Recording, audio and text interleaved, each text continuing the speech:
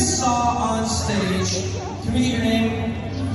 Ethan. We got Ethan and my man Miguel. Nice job to the both of you. Now, real quick, Ethan, how long have you been dancing? 3 years. 4 years? 4 years? Okay. And what's your favorite part about dancing at your studio? All the fun and the energy.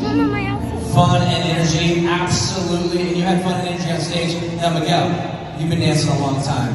Your Infusion Dance Company crew, right? All your friends. What's your best part, your favorite memory of this season, dancing with all your dance family?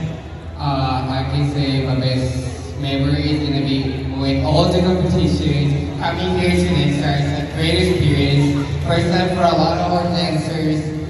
We're so excited and happy to be here, and it was a great season.